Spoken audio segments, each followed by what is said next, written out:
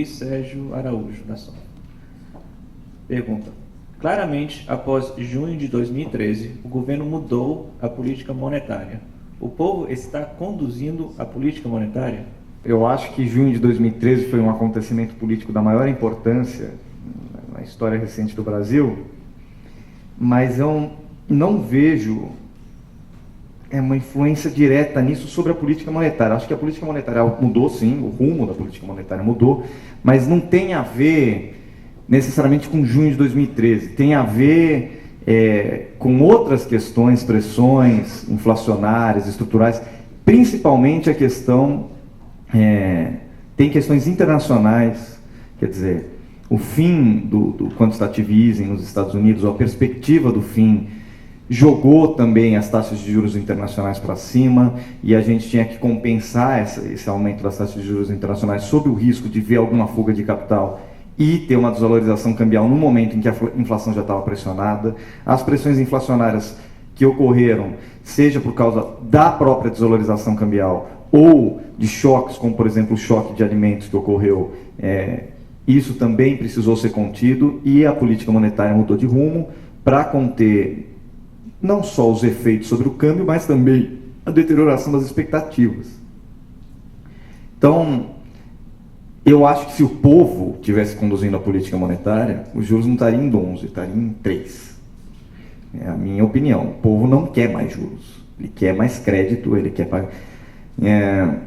Mas se a questão, e talvez esse seja o caminho, a questão seja, e aí eu estou imaginando que o caminho da questão seja esse, eu não sei se poderia quem fez a questão esclarecer, que o povo, ao demandar mais serviços públicos, ao demandar mais gasto público, ele pressiona a política fiscal, e com isso a política monetária respondeu a essa pressão.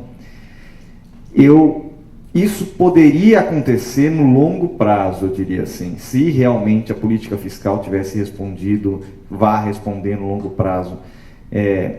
Agora, no curto prazo, eu não vejo essa relação, que o Banco Central tenha visto, meu Deus, agora eles vão gastar tudo o que eles precisam em 2 anos, e aí eu vou aumentar a taxa de juros para conter a inflação. Eu não vejo dessa forma, até porque não foi isso que aconteceu com a política fiscal, os compromissos do governo não são esses. Agora, sobre política fiscal, eu acho que é importante e política monetária, acho que é importante a gente falar, eu concordo com basicamente tudo que o Mansueto falou na última resposta dele, mas essa discussão do endividamento e da taxa de juros, o Mansueto está correto. Uma coisa é você ter 300%, 250% de dívida pagando 0, outra é ter 60% pagando 12, 17%. Claro, é muito diferente. Mas por que essa questão é colocada? Porque um dos argumentos do porquê a taxa de juros no Brasil é alta é porque a dívida brasileira é alta. Não me parece fazer sentido esse argumento, que a taxa de juros no Brasil é alta porque a dívida pública no Brasil é alta. Esse argumento não faz sentido. A taxa de juros no Brasil é alta por 1000 razões, sejam conjunturais, no caso agora a gente falou choque de alimentos, choque da questão do câmbio, questões internacionais, mas por questões estruturais. A gente tem que parar para pensar o seguinte: agora, 2 anos atrás, caiu a regra da poupança. A poupança que foi criada com o nome de poupança dos escravos. Certo? Caiu a regra agora, 2 anos atrás, que era 6%, né? Um patamar mais TR. Ou seja, a taxa de juros no Brasil é estruturalmente alta. O Mansueto falou da questão das inconsistências, eu quero falar mais uma inconsistência que aparece. Fizeram uma pesquisa com os investidores brasileiros.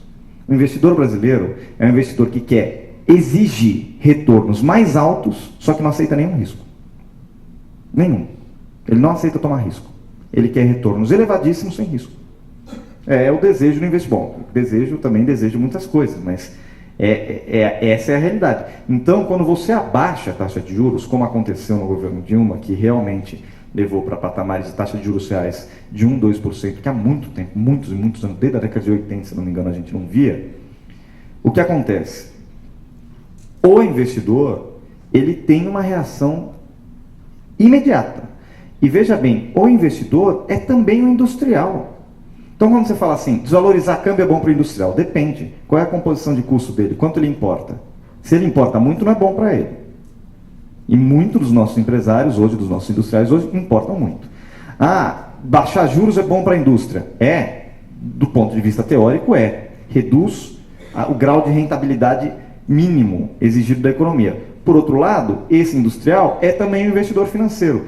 O Mansueto falou que boa parte dele ele ganha no comércio, tem alguns setores que isso é verdade, mas tem muitos setores que boa parte da renda que ele ofere, ele investe e tem ganho financeiro sobre isso. Se abaixa a taxa de juros, se abaixa a rentabilidade da dívida pública, o cara fala, bom, abaixou a minha rentabilidade.